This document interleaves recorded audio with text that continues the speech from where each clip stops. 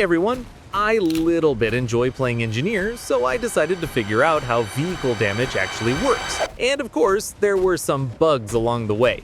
First, remember, every vehicle has 1000 HP, whether it's a quad bike or a tank. The difference is just how much damage they take. Tanks. Front armor, upper or lower glacis, doesn't matter. Even the turret takes the same 200 damage. That means you'll need 5 shots to destroy a tank from the front. Machine guns in the barrel take even less, around 180. From the side or the rear of the turret, you'll get 340 damage, so 3 hits are enough. But be careful, shells can pass between the turret and hull, or through random decorative parts. From behind, it's 550 damage, meaning 2 hits are enough. However, the increased damage only applies directly from behind, at a 90-degree angle, plus or minus 20 degrees. Beyond that, damage drops below 500. 2 shots won't be enough. Angling? When the angle isn't perfect, aim for the part closer to you. That gives more consistent damage. For example, it looks like this. The damage increased by 100 points. IFVs. Right now there's only one, the Bradley is missing, not available in Portal. Front armor, 300 damage, which means that you won't be able to handle an IFV solo by shooting it in the front. Guns and barrel are still the toughest. Side and rear of the turret, around 450, that's 2 side hits and 1 anywhere else. Rear armor, around 600. Anti-aircraft tanks. They take the same damage as IFVs. Damage to the underside and roof is the same for all vehicles, about 450 and 600. Now let's talk about strange things. When shooting from the side, even if you hit the front plate, you'll deal more damage. You can see this clearly with the Abrams. 200 from the front, but 340 from the side. You even deal full damage through the tracks. It depends only on your position, not what you hit. And now where things get interesting.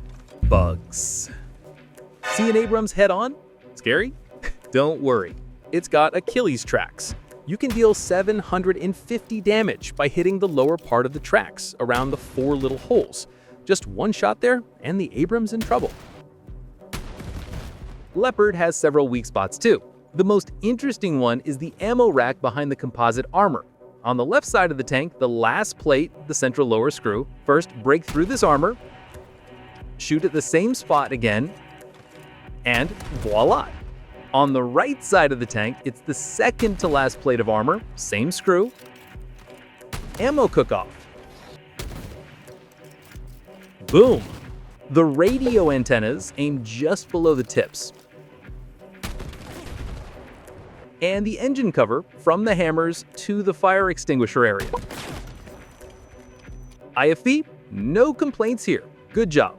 Anti-air tanks, suspiciously well-armored turrets. That front round antenna has incoming damage. And at the back, the Cheetah has a central plate that reduces it too.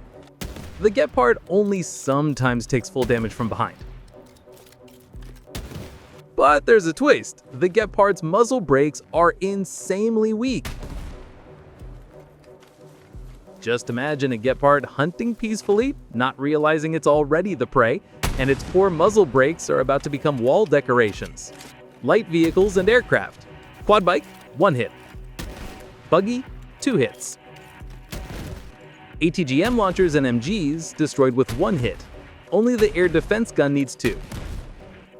Helicopters and jets are all 1 shots, except the transport heli, which keeps about 220 HP.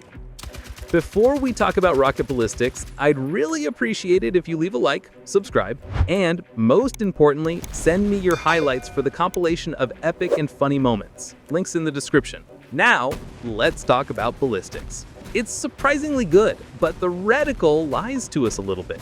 It says 100, but that's not true. Here's an example. There's a plane exactly 100 meters away. I am right at the middle of the nose. Should hit, right? Nope, because that crosshair actually shows 50 meters, just like real-life RPG sights. To aim at 100 meters, use the bottom of the crosshair. Let's test it. And voila! The top line is for 200 meters, and 300 to 400 meters are between the lines. Then the next one down is 500. Guess how far that tank is? Only 200 meters. You can measure it using the horizontal lines. The whole tank fits between the tracks and the start of the machine gun. Vertically, it sticks out a bit. At 300 meters, the tank fits perfectly inside 2 squares, so aim using the top half of the square. Perfect. At 400 meters, the tank almost fits inside 1 square, only the nose sticks out, so aim with the bottom half of the square. Perfect. Damage doesn't decrease with distance, which makes sense since we're using heat shells. But honestly, you won't be shooting that far very often.